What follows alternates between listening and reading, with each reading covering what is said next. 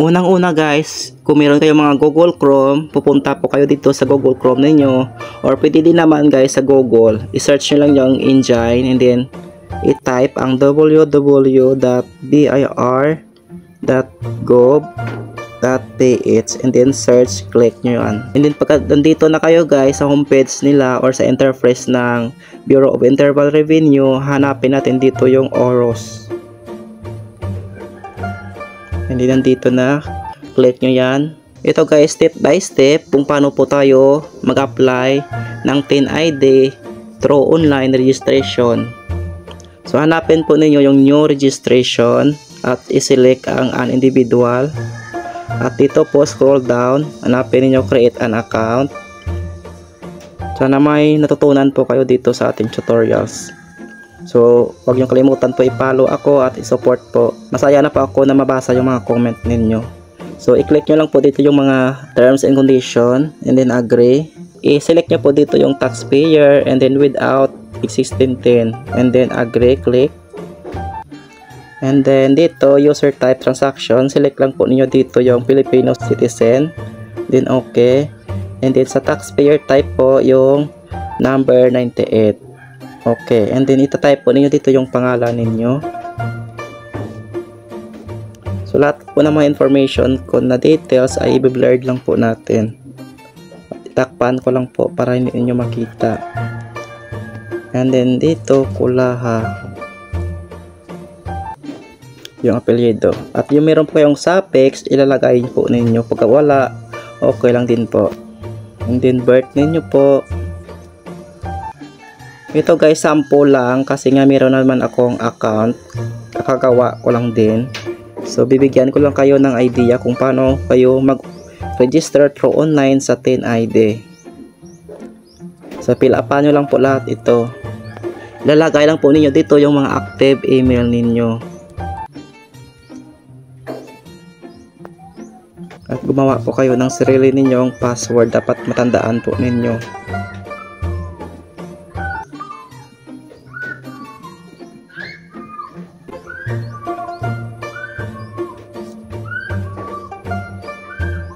Kapag tama po lahat yung password ninyo at yung confirm password, click po ninyo to I'm not a robot, check ninyo, and then registered. And then okay.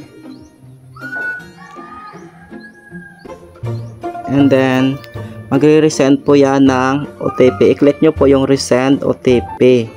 And then hanapin po ninyo dito sa Google. And then katulad po nito, may nagsisend sa inyo na message katulad po nito. So, i-verify po ninyo yung account ninyo na to. Katulad po nito. After mag-verify, ayan. Congratulations, you have successfully created an account. Please log in to continue. So, ayan po. Magla-login na po tayo. Balik po tayo dito sa mismong apps. And then, close lang po natin to. And then, dito login lang tayo. Type niyo yung email po ninyo at password,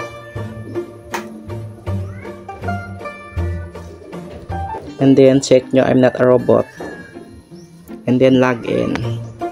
Pagkatapos po nyan, manual register ulit po kayo and then select nyo as an individual. And then fill up registration form. After that, dito po i-check po ninyo yung mga information details nyo kung tama po ba. So dito ilalagay po natin yung pangalan ng ating magulang. Sa pagkadalaga pa po ilalagay natin dito yung pangalan po ng ating mga magulang sa pagkadalaga. Pasensyahan nyo na po, medyo maingay yung background natin kasi nga madami mga chikiting dito sa paligid kong mga pamangkin ko. And then yung father's name po ninyo, yung pagka binata po ng tatay ninyo. Dapat complete name lang po talaga dito ilalagay ninyo para hindi po kayo magkamali. And then contact number po ninyo, lagay ninyo. So ayan, so i-blur lang po natin lahat dito ng mga information details ko. So dapat wala po kayong nakalimutan dito. Once may kalimutan po kayo, hindi yan mako-continue. So select natin continue. And then dito, pipill up lang po natin. Click nyo po yung province nyo kung saan po kayo. So ako nasa Iloilo. And then municipality po ay Haniway. Yung barangay ko po. At i-type lang po ninyo dito yung NA. Kapag hindi naman po applicable sa inyo. Kasi po bawal ito laktawan na hindi nyo po nalagyan ng mga ng NA. Kapag mayroon naman po ito applicable sa inyo, ita-type lang po ninyo. Pero wala, skip lang po ninyo. Pero lagyan lang po ninyo ng NA. And then, select lang po natin continue kasi natatapos na po natin type. And then, select lang po natin no. And then, continue. And then, continue. And then, dito po, maglalagay lang po kayo dito ng pictures ninyo, no? Or ID. So, pagkatapos ninyo po, lalagay dyan ng picture at ID. And then, yung isa naman po, inahawakan nyo yung ID ninyo. And then, ayan po, dapat sundin po ninyo lahat ng mga instructions dito. So, tulad nito po, okay na. Continue lang po natin. And then, iti-check nyo lang po itong, lahat ng mga nakapula po. And then, isa-submit na po ninyo yan. And then, after that po, mag-submit ninyo. So, mayroon po kayong matatanggap na message katulad po nito. So, ito po yung matatanggap ninyo una. After ninyo mag-submit ng inyong application sa TNID. Pagkatapos po niyan, mag-send ulit yan ng email sa inyo kapag complete na po. Ayan, online registration and update system. Your application is submitted. So, ayan na po. So, pagkatapos nyo matanggap na yan, after working 3 days po, meron na po kayong matatanggap na message ng 2 messages. Tulad po nito, ito, kapag na-approve na po kayo. Ito naman po yung pangalawa na na-approve na po kayo. At doon po, magla-login lang po kayo ulit sa Oros. At gagawa po kayo ng inyong TNID. Kayo po mismo mag-generate ng inyong TNID. So, hanapin lang po natin ulit yung Oros. Then, click. And then, login lang po tayo. So, ito na pala yung aking totoong account, guys. Na nakagawa na po ako ng aking TNID or nakapag-generate na po ako ng aking TNID kasi nga na-approve na ako.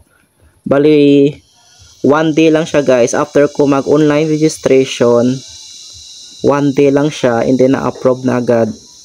So, napakabilis lang, guys, mag-approve. Basta tama lahat ng information at details niyo doon. So, click nyo lang I'm not a robot and then log in. Kapag nandito na po kayo, hanapin nyo lang po yung get your TNID or get your digital TNID. I-view nyo po yan. Kapag nandito na po kayo, isi-select nyo naman po yung TNID. Ito na po yung itsura niya. So, ayan. Kapag naka-generate na po kayo, magiging ito na po yung itsura niya. So, kapag ganito, i-download nyo na po yung link na yan.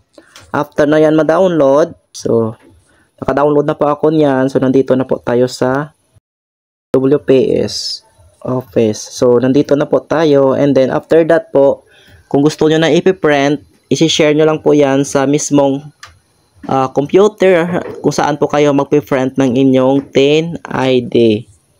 So, ayan lang po. Sana may tutuhan po kayo sa aking tutorials kung paano po mag-register through online sa TNID. Sana po nasundan ninyo at nakatulong itong tutorials ko. Kung hindi ka pa nakapag-support kay Toto Fred, paki-follow na lang at paki-share itong video para meron din ibang matutuhan sa ating tutorial. So, thank you so much for watching.